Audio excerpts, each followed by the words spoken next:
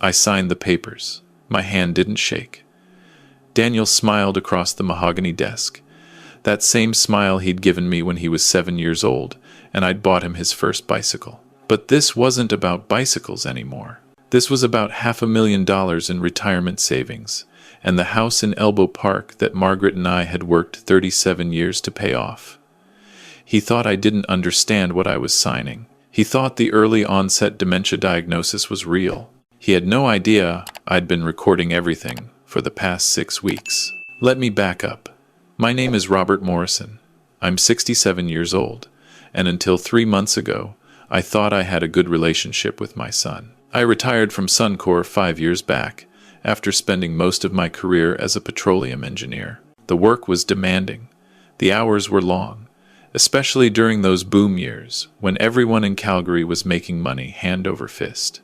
But Margaret and I, we built a life. We raised Daniel in a nice house in Elbow Park, sent him to the University of Calgary, helped him get started in his career. When Margaret passed 2 years ago from cancer, Daniel was there. He helped me plan the funeral. He called every week to check on me. I thought he cared. The first sign something was wrong came in late September. I was sitting in my kitchen on a Saturday morning, the early autumn light coming through the windows, when I heard Daniel on his phone out on the deck. He thought I was upstairs. I'd come down quietly to make coffee. His voice carried through the screen door. I'm telling you, Brad, he's sitting on almost $800,000 between the house and his investments. The property alone is worth $650 in this market. There was a pause. No, he's not thinking clearly anymore. I can get him declared incompetent. I've already talked to a doctor who'll do the assessment. My blood went cold. I stood there by the coffee maker, completely still. Once I have power of attorney, I can liquidate everything, pay off my losses, start fresh. He doesn't need that big house anyway. There are seniors' homes that'll take him for $3,000 a month. I didn't confront him. That was my first strategic decision. Instead, I went upstairs and pretended I'd just woken up. When Daniel came in, I asked him if he wanted breakfast. He said no. He had to run. He kissed my forehead before he left, just like always. After he drove away, I sat at the kitchen table for a long time. Outside, the maple tree in the backyard was starting to turn red. Margaret and I had planted that tree when Daniel was 2. I remembered him as a toddler, helping me dig the hole, his little hands covered in dirt. Where had that boy gone? I spent the next week thinking. Daniel came over twice, acting perfectly normal. But I watched him differently now. I noticed how he looked around the house, mentally cataloging everything. How he asked casual questions about my finances. Have you thought about downsizing, Dad? This place must be a lot of work to maintain. How he suggested I see a doctor, because I'd seemed forgetful lately, though I hadn't been forgetful at all. On the Thursday, I called my lawyer. James Mackenzie had been handling my legal affairs for 20 years. I told him everything. Robert, this is serious, he said. If Daniel's planning what you think he's planning, we need to act fast. But we also need proof. What do you suggest? Document everything. If he tries to have you declared incompetent, we'll need evidence that you're perfectly sound. Get your own medical evaluation done now, while you're clearly lucid. And if he does anything concrete, anything at all, you need to record it. I left James's office and drove to Best Buy. I bought 3 small security cameras with audio recording capability.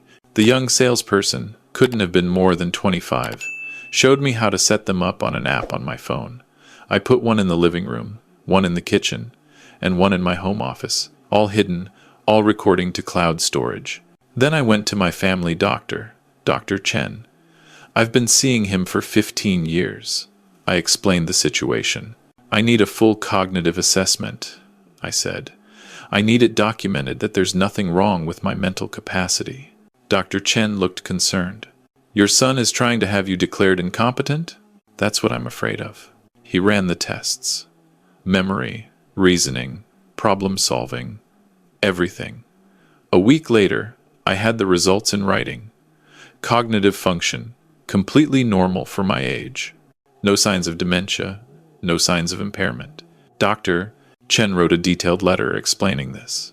James put it in a file. Now we wait. James said. I didn't have to wait long.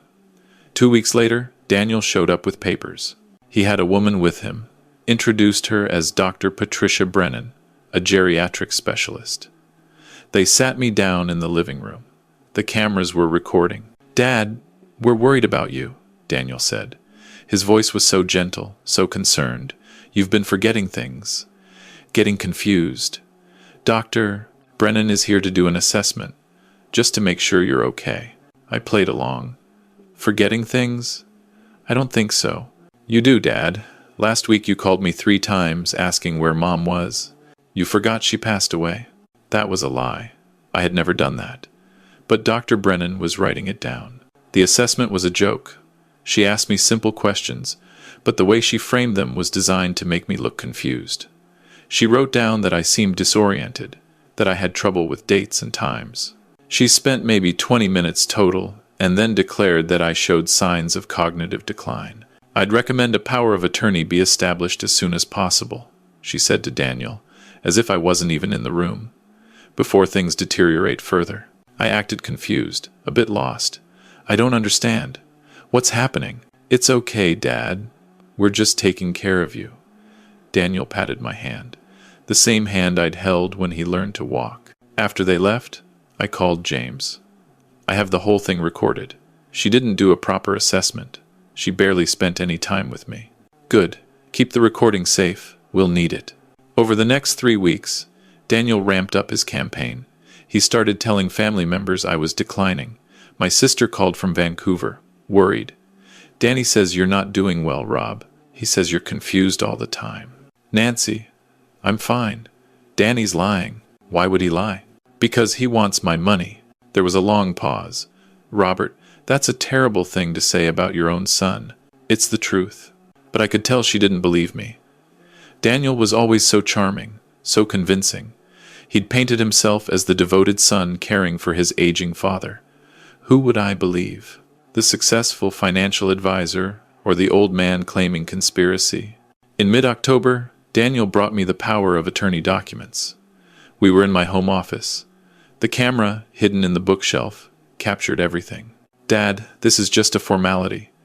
It'll allow me to help you manage your finances, pay your bills, handle the investments. You trust me, right? I looked at the papers. They were comprehensive. Full power of attorney over all my financial affairs, all my property, all my healthcare decisions. With these signed, Daniel could do whatever he wanted.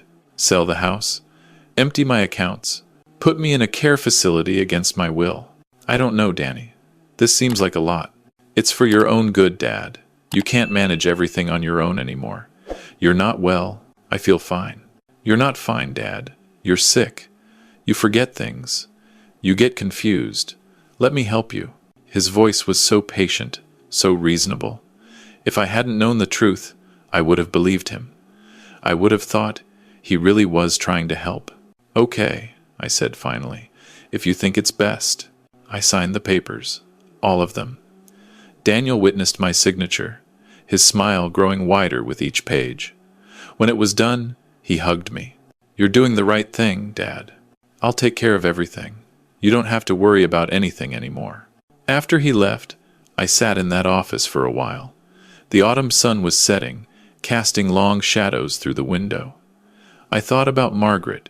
What would she say if she could see what her son had become? Would she believe it? Or would she make excuses for him, the way she always had when he was growing up? I called James. He has the power of attorney. The fake one you prepared? Yes. Good. Now we wait for him to use it. The documents Daniel had were real in form, but not in substance. James had prepared them carefully.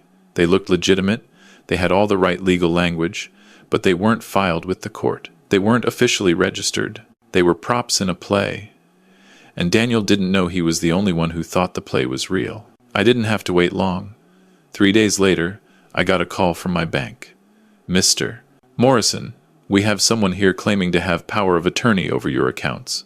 He's requesting to withdraw a significant sum. Can you verify this? What's his name? Daniel Morrison. He says he's your son. How much is he trying to withdraw? $250,000. My life savings from 40 years of work. Money Margaret and I had saved for retirement, for emergencies, for our future. Money that was supposed to be there if I got sick, if I needed care. Money that Daniel was trying to steal. Do not release those funds, I said. I have not authorized any power of attorney. That man is attempting fraud. Sir, he has documents. Those documents are fake. I'm calling the police right now. I hung up and called James. He's at the bank trying to withdraw $250,000. I'm calling the police. Don't do anything. Let them handle it. But I couldn't just sit there. I drove to the bank, my hands tight on the steering wheel.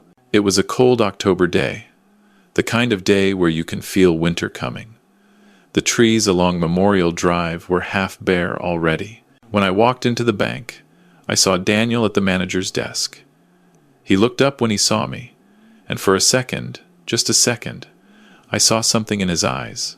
Not guilt, anger. He was angry that I'd interfered. Dad, what are you doing here? What am I doing here? What are you doing, Danny? The bank manager looked uncomfortable. Mr. Morrison, your son has power of attorney. No, he doesn't. Those documents are fraudulent. Daniel stood up. Dad, you're confused. Remember, we signed the papers. You said it was okay for me to manage your money. I remember everything perfectly well, including the conversation you had on my deck in September, where you told your friend Brad that you were going to have me declared incompetent so you could steal my money and pay off your crypto losses. The color drained from Daniel's face. I don't know what you're talking about. I have recordings, Daniel. Everything. The fake doctor you brought to assess me. The lies you told about me forgetting your mother.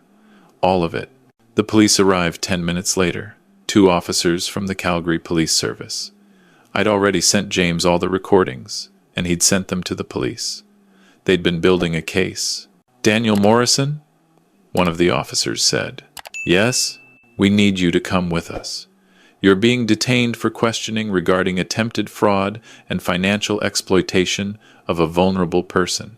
This is insane, Daniel looked at me. Dad, tell them this is all a misunderstanding. I looked at my son, really looked at him. I tried to find the boy who'd played in the backyard, who'd cried when our dog died, who'd held my hand at his mother's funeral. But that boy was gone. In his place was a man who'd been willing to destroy his father's life for money. No, I said quietly. It's not a misunderstanding. You tried to steal everything your mother and I worked for. You tried to have me locked away. You lied to everyone we know, and you did it all while pretending to care about me. They took him away in handcuffs. The bank manager was apologizing profusely. I just wanted to go home. The legal process took months. James walked me through every step. The Crown prosecutor in Calgary took the case seriously. Financial exploitation of seniors is a major problem in Alberta, and they wanted to make an example. They had the recordings. They had Dr. Brennan, who eventually admitted under questioning that Daniel had paid her $5,000 to write a fraudulent assessment. They had the bank records showing Daniel's financial troubles. He'd lost almost $300,000 in a cryptocurrency scheme and was desperate to recover the losses. The trial was in February. I sat in the courtroom at the Calgary Court Center and listened to my son's lawyer try to paint me as a confused old man who'd misunderstood his son's good intentions. But the recordings were clear. The fake medical assessment was damning. The attempted withdrawal was documented. Daniel was convicted on 3 counts: fraud, attempted theft over $5,000, and financial exploitation of a senior. He got 2 years in provincial prison and 5 years of probation. He also lost his license as a financial advisor. His career, the one I'd helped him build, was over. The worst part? He never apologized. Not once. Even at sentencing, he claimed he'd done nothing wrong. He said I'd misunderstood, that he'd only been trying to help. He actually looked at me in the courtroom and said, Dad, when you're thinking clearly again, you'll understand. I haven't spoken to him since. It's been 6 months now. Spring has come to Calgary. The maple tree in the backyard is budding again. The house feels empty sometimes, but it's mine. My money is mine. My life is mine. I think about what I could have done differently. Maybe if Margaret had lived, things would be different. Maybe if I'd seen the warning signs earlier, when Daniel first started having money problems, Maybe if I'd taught him better about the value of hard work, of integrity, of family, but I can't change the past. I can only protect myself in the present. Last week, my granddaughter Sarah came to visit. She's Daniel's daughter, 23 years old, just finished university. She knocked on my door on a Saturday morning, and when I opened it, she was crying. "Grandpa, I'm so sorry. I didn't know. Dad told us you were sick, that you were confused. He said you'd turned against him for no reason. But then I saw the court documents. I read everything. I hugged her. It's not your fault, Sarah. How could he do that to you? You're his father." "I don't know, sweetheart. I honestly don't know." We sat in the kitchen, the same kitchen where I'd overheard that phone call, and I made her tea. She told me about her job, about her boyfriend, about her life. Normal things, good things. And I realized that this was what mattered. Not the money, not the house, not even the betrayal. What mattered was the connections that remained. The people who still cared. "Can I come visit you regularly?" Sarah asked before she left. "I missed you. I missed having you in my life. I'd like that very much." She comes every Sunday now. We have breakfast together. Sometimes we just talk. Sometimes we watch the Flames game. Last Sunday, she brought her boyfriend, a nice young man studying engineering at U of C. It reminded me of when I was that age, full of plans and possibilities. I've thought a lot about forgiveness. People keep asking me if I'll forgive Daniel, if I'll reconcile with him. My sister Nancy called last month. "Rob, he's your son. You only get one. Don't you think you should give him another chance?" But here's what I've learned. Forgiveness doesn't mean letting someone hurt you again. It doesn't mean pretending something didn't happen. Real forgiveness, the kind that matters, requires the other person to acknowledge what they did wrong, to genuinely be sorry, to change. Daniel has done none of those things. He still blames me. He still thinks he was entitled to my money because he's my son. He still believes I was the one who wronged him by reporting his crimes. So no, I haven't forgiven him. Maybe someday I will, if he ever shows genuine remorse. But I'm not holding my breath, and I'm not letting guilt or social pressure force me to put myself at risk again. I'm 67 years old. I don't know how many years I have left, but whatever time remains, I'm going to spend it with people who actually care about me. People like Sarah, people like my sister, who eventually came around and apologized for doubting me. People like James, who helped me through one of the darkest periods of my life. Last week, I updated my will. Sarah gets the house and most of my savings. I'm setting up a trust fund for her future children. There are donations to the Alzheimer's Society of Calgary, to the Tom Baker Cancer Center, where Margaret was treated, to causes that actually matter. Daniel gets nothing. Not because I'm being vindictive, but because he proved he can't be trusted with money. And more importantly, he proved he doesn't deserve it. Inheritance isn't a right. It's a gift. And you don't give gifts to people who tried to rob you. Sometimes, on quiet evenings, I sit on my deck and watch the sunset over the Calgary skyline. The same deck where I overheard that phone call 6 months ago. And I think about how different my life could be right now if I hadn't heard it. I'd probably be in some depressing care facility, my house sold, my money gone, wondering what happened to my life. But I'm not. I'm here, in my home, in control of my destiny, because I acted, because I didn't let sentiment cloud my judgment, because I protected myself. And that's the lesson I want people to understand. Elder financial abuse is real. It happens every day. Children, caregivers, family members, people you trust, they see a vulnerable person and they see an opportunity.